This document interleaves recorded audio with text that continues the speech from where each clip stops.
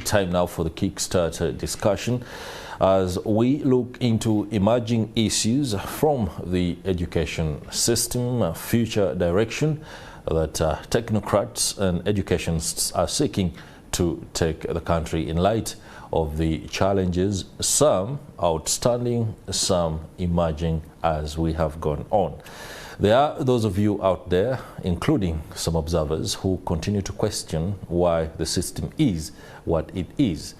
The notion is that across the globe, education systems are increasingly being aligned to the needs and the challenges of the time. Why then should a system that has been seated with us for more than 50 years be the one that we grapple with?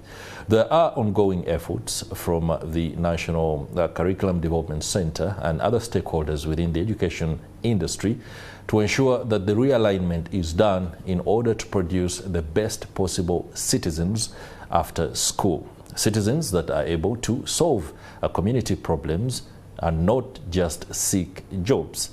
Today, we're going to seek to understand why this particular prong is being undertaken by the government and exactly how it's shaping our system as we endeavor to create the very best possible education for our children. In studio, I'm joined by Professor Muhammad Mpeza-Mihigo. Professor Mpeza-Mihigo is the Vice Chancellor at the Equator University of Science and Technology, and he is, if my words right now are anything to go by, a veteran educationist. Many thanks for joining us, Professor. Thank you so much, and for that compliment. Assalamu alaikum. Wa alaikum salam. We really appreciate you being an early bird all the time. Oh, interesting there. That would have also helped us if our education system also became an early bird in all changing situations. Interesting there. Yes. Okay. Yeah. Many thanks for making it too. It's always a pleasure to have you on board. I'll be also talking to Mr. Dennis Mujimba. Dennis Mujimba is the spokesperson at the Ministry of Education. We're expecting him a little bit later, but let's begin the conversation and do a deep dive into the education system with Professor Mpeza-Mihigo. There is a lot that is going on, no doubt, from all prongs and interventions by virtually all stakeholders within the government, the public and the private sector. And it's understandable because the frustration has been long-standing on why we are still unable to do certain things, including basic technological transformations that ought to be an everyday thing on account of acquisition of knowledge that we have acquired. So as we sit here in trying to map a new way forward, we must understand where the problem is and the challenges that we are dealing with. What are they? Right. Thank you so much for hosting me. As usual, it's a delight to be on NTV. And we need to appreciate that as a country, we are not static in population. We are not static in development in so many aspects. And education is one of the pillars of development. That is right. Researchers have showed that countries that actually invest a lot in education, all forms of education, and particularly good foundation education and also very good higher education, advance so fast in their development. They also improve the livelihoods of their populations. So looking at the current education system, which is now being overhauled in terms of level by level, you know, lower secondary, now A-level being aligned. There are some other earlier reforms in the primary, but they are not as major, and I think maybe we should be expecting some fundamental changes in the primary level and also early childhood education. This type of education that is nursery, they call it pre-primary, or ECD, or they call it all sorts of names. So if you look at our independence years, you know, we picked this education system, the formal education system from the British. From the British, yeah. Yes, and I think it served its purposes. However, with the event of technology and disruptive knowledge that has come on board, other countries have actually fast-tracked and are moving away from what used to be to what should be, and we are even not very sure what the future looks like. What you think is relevant now actually expires. Could actually be completely turned on its head. Absolutely, and that's why we shouldn't have a very tight system. We should have lots of exit routes within any system that we propose, be it at a lower level and at the university. So we are carrying this old system through which most of us have actually gone, and I think it produced some of the best brains, although they were tailored to serve the colonial masters. And when we got independence, we should have started the revolution in education at that point, realizing what we have, what resources we have, human resources, projection in terms of population growth, and then what we would do with our population in terms of job creation and also development. So this is the basic preamble about our education system. And don't forget, this education system, and most people don't realize that, is still driven with that colonial background, because you and I are now speaking in English. No doubt. I would have loved to do the broadcast in Talejan.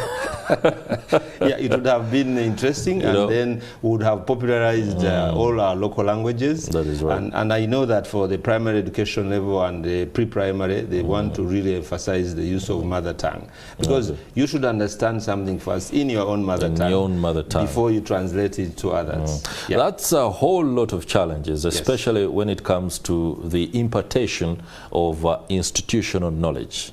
Yes. The foundational knowledge that you begin with, to understand everything around you, including how the environment and the ecosystem work, in order to condition you, the human being, in your mother tongue, is perfectly understandable. But our mother tongues have their own limitations, especially when it comes to what knowledge we have to offer.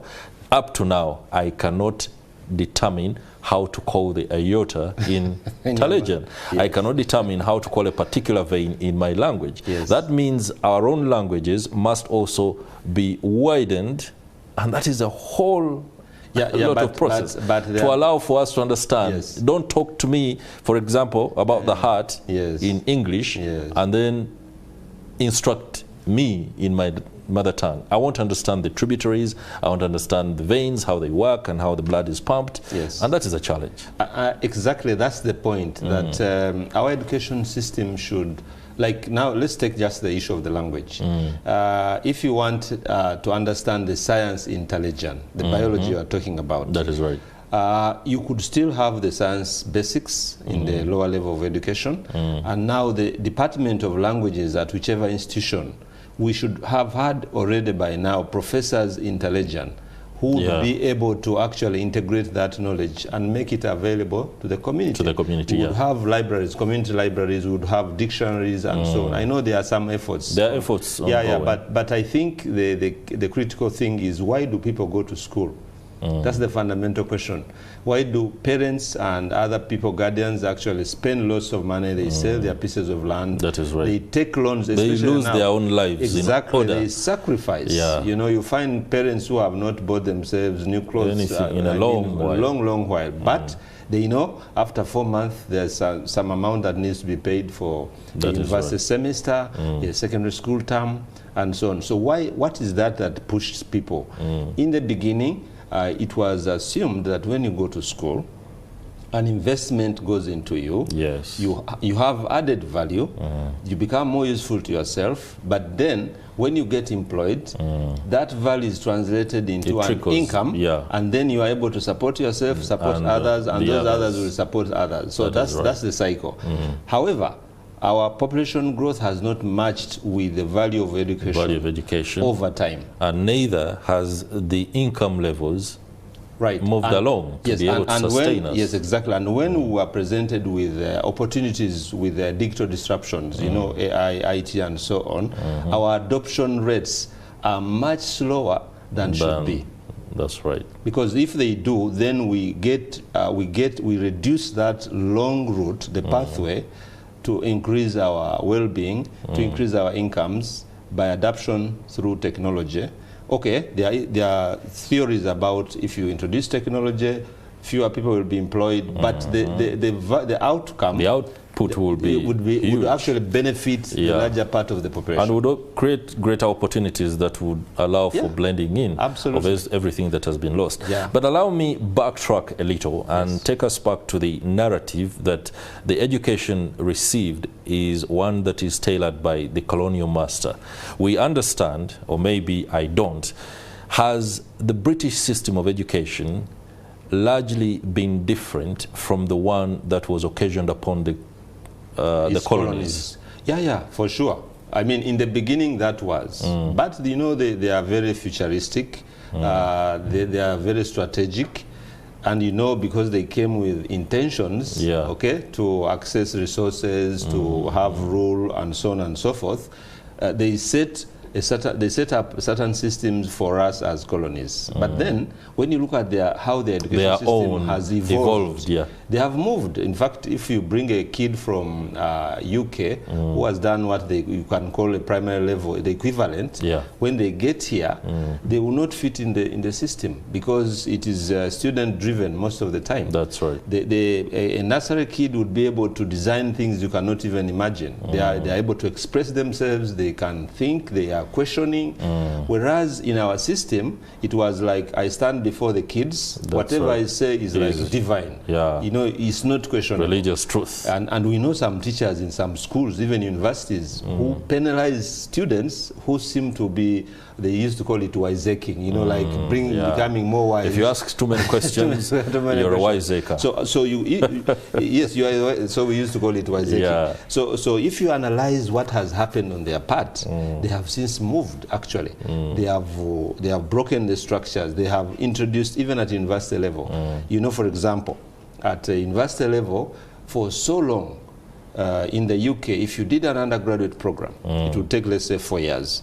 But you would qualify to join a Doctor of Philosophy, a PhD program. That's right.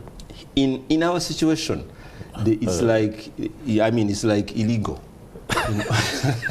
And why? Because you're adding another 2 years.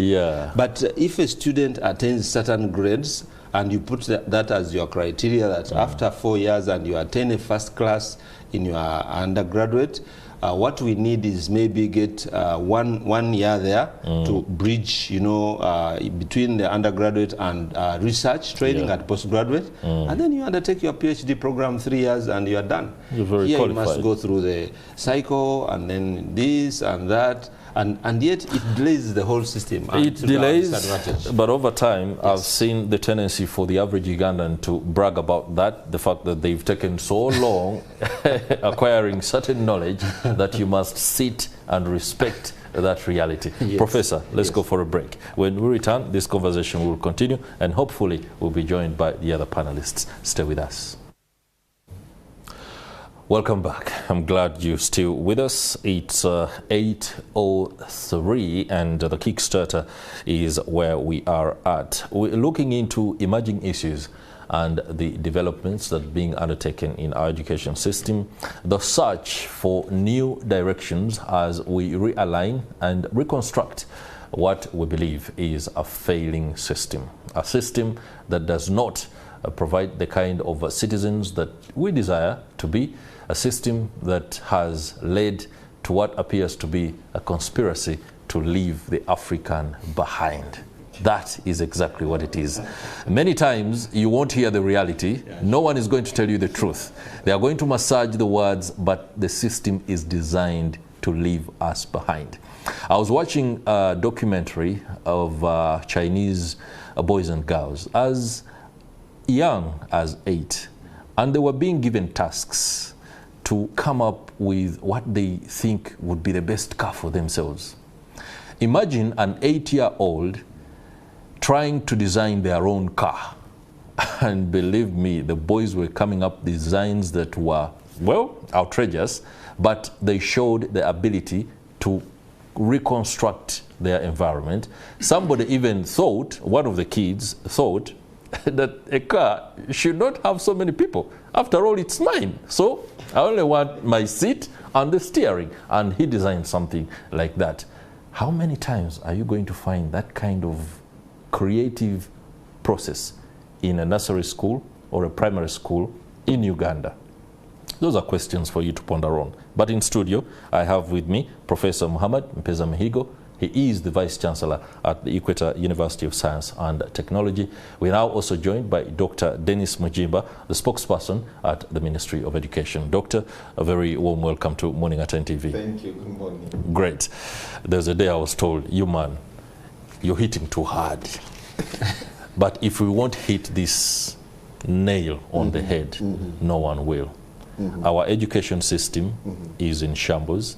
We appreciate, as a nation, every single effort that is being undertaken to realign, to reconstruct, in order for us to be where we want to be. But Professor, in his preamble, has been taking us through where all this comes and where the problems have arisen. The fact that the colonial system that was occasioned upon us is the one that we still glorify, and that we haven't been able, as a population, to think for ourselves and do the things that are fit for purpose in our own reality. Before you speak as the spokesperson of the Ministry of Education, you're a product of our education system. Yes, I am. And you're a successful one, for that matter. Yes, I am. By any standards. But things need to change. What should we tweak? Thank you. And thank you, viewers, for having us and giving us your attention. When you think about a complex issue, a big issue, you can be overwhelmed by the magnitude of it. Yeah. But you have to touch points that give you the maximum return on investment. In our education system, there are many things we can touch on. You can touch on infrastructure, you can touch on teacher capabilities, you can touch on the learning methods, etc. But the little flywheel that will change the momentum of this huge mass that you want to influence is actually curriculum. That is right. Because within that curriculum, it is the most formal and strategic way that you can determine what you want to teach, how you will teach it, and who will teach it. That's right. So in this last, the reforms you're now hearing of the revised O-level curriculum, which was introduced in 2020, actually the efforts began a lot earlier. But it's only that we launched it out in 2020. The efforts that were put in was, first of all, to think, what do we want the learner to be like? We wanted that learner that is curious. That is right. That learner that is relevant to their community, to their home, to their society, to their school. The learner that can push the boundaries of questioning what they are learning. That's right. Now, that was the design intent. What will you be able to do? Because it's not just a matter of acquiring the knowledge, but what can you do with this knowledge? And that is what actually came out in the assessment, this pioneer results of 2024 for the first cohort of the Senior 4 revised curriculum. We were not just testing what you know, but what did you do with what you knew? So we believe that we're on the right track. But it is a very slow effort, because you're not going to see the result right now. You're not even going to see it through the projects the learners are making in Senior 1 to Senior 4. You want to look at the impact 4 to 5 years, 3 to 5 years after this learner has gone either through higher education, tertiary or university. How different is this learner from you and I, who never went through that kind of curriculum? It is very, very transformative. It's a very transformative way of learning, because we are not just looking at the competences of knowledge, but we are also looking at skills, we are looking at the attitudes, we are looking at the value system that you're able to form as an individual, and of course individuals form a society. Now, the issue of attitude is so strong. However much competent someone is, but if they do not have the right attitude, I can tell you there'll be a disastrous entrepreneur or a disastrous employee. That is right. And when you look at the testimonies we hear from these students in classroom, from the parents themselves, these are children already that are beginning to push the boundaries. They are questioning. We used to have learners who are in school just to get notes from this teacher. But now they are able to question. They are able to do minimal research by themselves. They are able to go and find out information that is even beyond what is in the curriculum topic. Now, that is the level of curiosity we want. Now, when the admissions for senior fives were going on, a very interesting trend has come up. There is now a greater desire for learners to do science combinations. Okay. That is a trend which is very surprising. Conditioned by the... Exactly, the curiosity in the revised O-level curriculum. And there's enough evidence, empirical evidence through research, that learners will get interested in science, technology, engineering, and mathematics area of learning when they are exposed to critical thinking at an earlier stage, project-based learning, problem solving. Now, that is something that we are seeing with the lower secondary curriculum. So we are trying to fix a problem that, as my fellow panelist has rightly said, it is historical, but we have to start somewhere. You have to start somewhere. And we are not pessimists. We are optimists, and we are very hopeful that we're on the right track. That's right. But there's a cog that needs to be changed in its attitude, and that is the teacher. The teacher, the facilitator. Exactly. And you've used the right word. We are no longer talking of just you teaching. You are a facilitator of learning. Meaning that you're not the only source of knowledge. The learner is also a participant. That's why we are talking of learner-centered learning. It's no longer you, the teacher, as the center of focus. But now, until this facilitator called Dennis changes his attitude, you put down your degree that you got at university or diploma, that I am supposed to be the facilitator, not just the source of knowledge and learning. That is what we are talking about, the attitude. And in any change process, 85% of change resistance is psychological. So until the teachers adjust their attitudes, we had incidences of schools that went even up to 2023 still using the old curriculum. Interesting. Dr. Mujimba, I'll be returning to you shortly, especially on that aspect you've touched, the fact that some teachers continue to use the old curriculum despite the rollout of the new one. I'm asking who is responsible for the administering of that curriculum, the rollout. How can a teacher or a head teacher supervise teachers undertaking an old curriculum when there is a new one? I'm looking at gaps when it comes to enforcement, especially by the Ministry of Education. You'll also be taking us through why facilitators were trained late or are still being trained on this particular curriculum. You have a set of learners and facilitators, both requiring to learn the new thing. It completely chokes any effort to educate the learner that you might want to achieve. But Professor, let me take you back to the aspect of why now. This is a whole 50 years plus that we are all of a sudden waking up. We've been jerked into reality. And I'm wondering, who has been sleeping on the job all this while? Well, I think, as you can see, we are all smiling and laughing. One of the characteristics of the British rule, and it is known, is deep-rooted bureaucracy. Deep-rooted bureaucracy. And that bureaucracy is manifested in all that we do.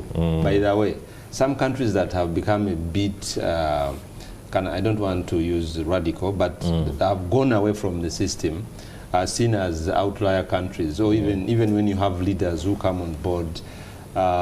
You had, for example, in our situation here in Uganda, we had in the ministry some commissions in UNEB and other, where there were, like some efforts to try and fast track things. But now, you have the people from the ministry have got to go through a certain set of processes. That's right. It requires funding and this and that. So that kind of sluggishness creates real delays. And then we are left by either the bus or the train.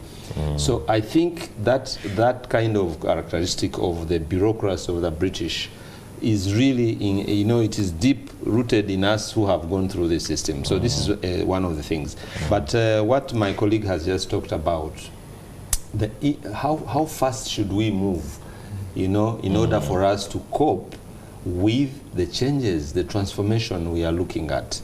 I think my proposal is we need to look at the entire system.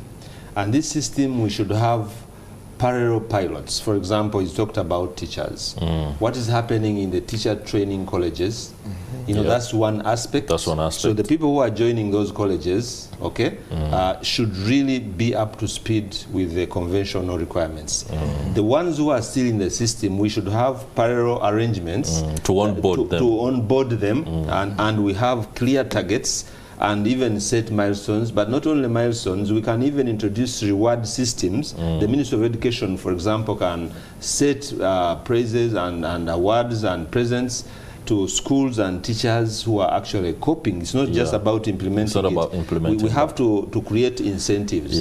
Then look at the university system. In the university, it's like doctors consulting. Doctors sit on this side of the table, and it's the patient who is expected to face come. them. Instead of the doctor conventionally getting to know the dynamics of the community and knowing what's the most prevalent problem, and then organizing community linkages and refer patients to his clinic or her clinic. That's right. So now what is going to happen is that with time, we need to connect, we need to connect as a system and say in the university system, you are still waiting to receive students based on your selections. Although the A-level, the harmonized A-level curriculum, has some changes, we need to know those changes and then map with our existing curricula and be able to do some amendments and go again through our regulator so that we know in 2 years' time, I think it will be 2 years for this batch, we are ready. Because the student who is coming, who is doing biology, and chemistry in order to pursue medicine, this student who has gone through the new lower secondary curriculum and the new A-level curriculum is definitely going to be different from this guy or lady who actually memorized and recalled all these answers and got A's.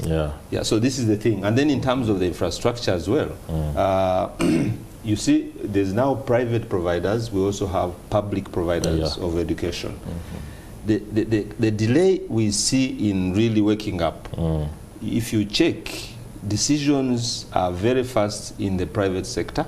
The red tape is shorter. In fact, they make decisions at the speed of business. Because they have another motivation. The speed of business. It's like each time you delay, you lose money. You're losing money. You lose money. But you see, government is the biggest employer. And I think probably teachers contribute one of the largest employees of government. And so look at that budget. And therefore, why not spend more money and retool these teachers in good time? We set targets while we are moving the curriculum. So for me, I think we need some radical interventions where government comes and says, here we go.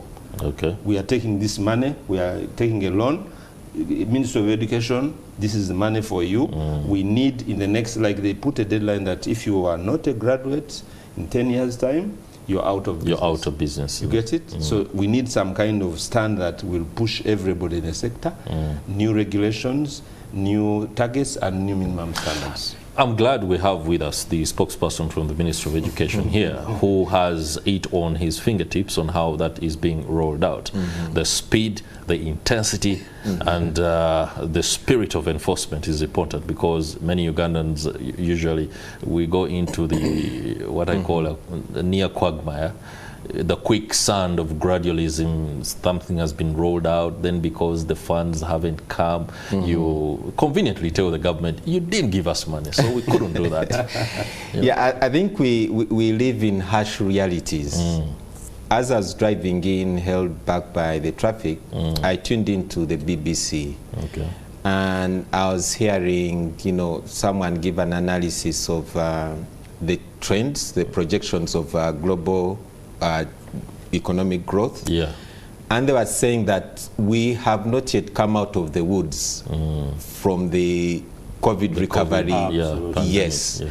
And that most of the central banks have not even reined in the inflation, because a lot of money was pumped into the society to jumpstart the economy. That is right. Now that money has to be mopped out.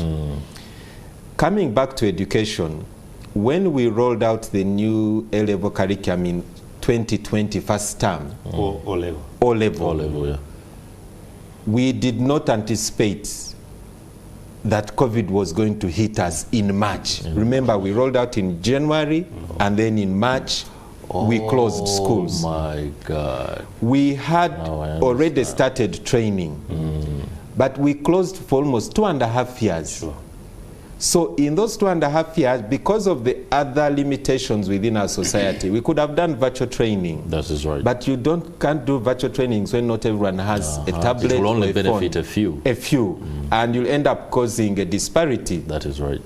So we have suffered that effect, and it's still on. So even when we fully reopened, remember, the learner is not waiting in terms of age. Yeah. Learning has to continue. It has to continue. It's like repairing a plane in mid-air. You don't have time to land. You continue. That's right. That is what we've been doing. No, and but we need to give credit to the ministry, especially when you introduced the issue of automatic promotion. yes, Of course, there were consequences. There were consequences, yes. But then the ministry demonstrated Yes. that, you know, whatever comes, we Yes. have to create We have a to situation create a to solution. address that. Thank you so much. And I think that is the kind of resolve we need, that if we are convinced this is the direction to go, kama mbaya, we have to arrive. Yes. We have to go. Yeah. So we are still doing mop-up trainings, and Professor here hinted on a challenge which and the First Lady really talked about it extensively in the release of A-level results, that the higher education subsector needs to keep up with speed of what is happening in basic and secondary education curriculum reforms. You do not need the ministry to first write a circular to you as a university to tell you that we are changing the curriculum and teaching methods. You don't need that. And that is why you're a higher education institution of learning. You study the winds, the weather, and know how to adjust the sail and how to go. But it is a surprise that there are few universities, for these last 4 years we've been with the revised lower secondary curriculum, that actually jumped on board to revise even the curriculum they have for teacher education and training. So we all have to be reading the same dashboard. We have to look in the same direction and know these learners that are coming through the system have been exposed to a new way of learning, a new way of exploring, a new way of problem solving. If you remain stuck with the old system, you're going to face a challenge with these learners when they reach university or higher education. Other than TVET, which is hands-on, the higher education subsector and other tertiary institutions need to get into hands-on learning. Otherwise, you're having a breed of learners that are very different, and you yourself as a lecturer, you'll get frustrated when these learners begin questioning.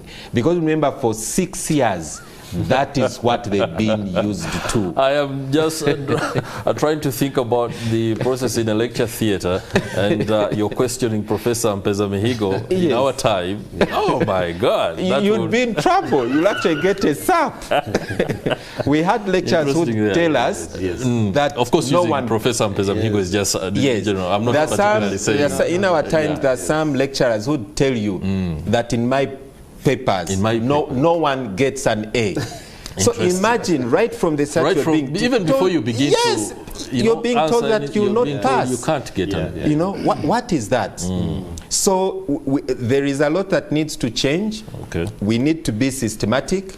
Let us train those who are already in service. Yes. We retool them. Good enough you're not taking them to the basics of teaching. No, it is a pure reorientation and onboarding them. Okay. But for the new entrants into the profession, we need to start from the higher education and tertiary institutions. That is where the curriculum changes at their level needs to happen.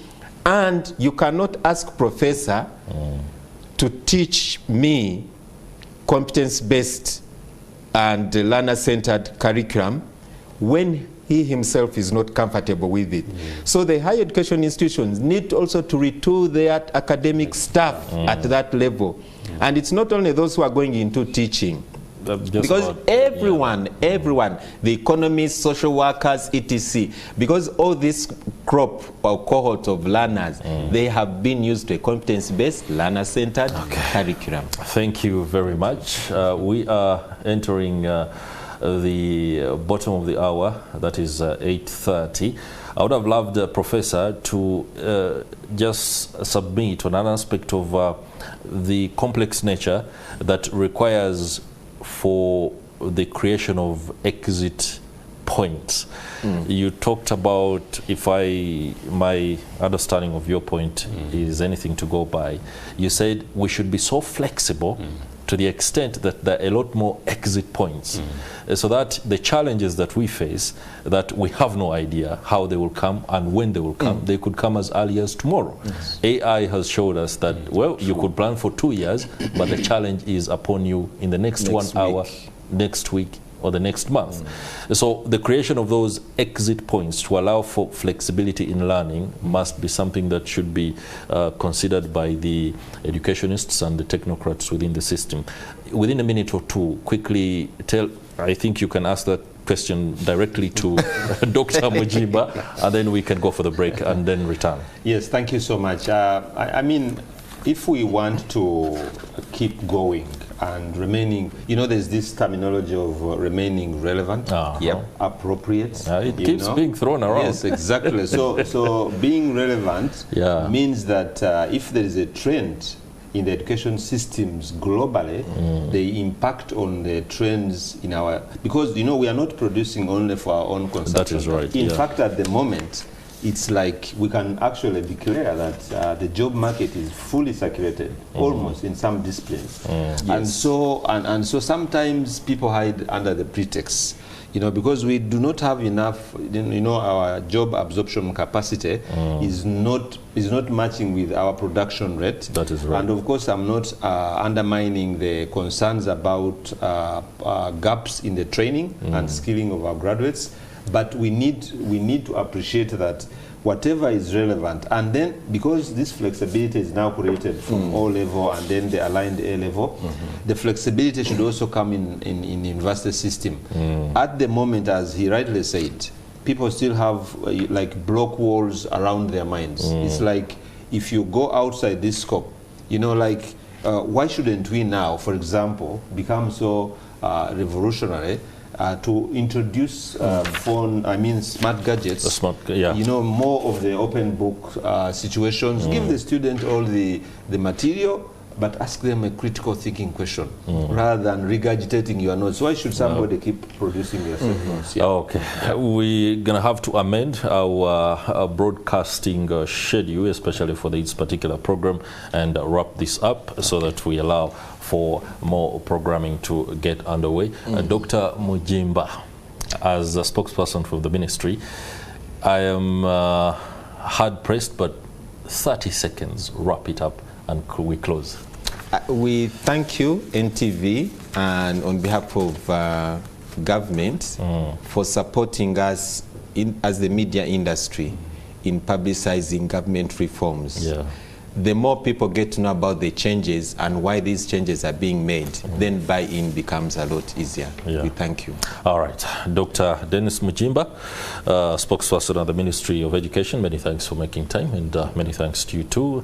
Professor Mohammed Mpeza Mehigo, Vice Chancellor at the Equator University of Science and Technology. It's been a pleasure having your perspectives that have no doubt emboldened our understanding of where we are heading in as far as the education system is concerned. Stay with us. After the break, we shall be delving into Islamic banking and how that is rolling out, especially with the financial institutions and you that might want a little bit of money that has no interest on it.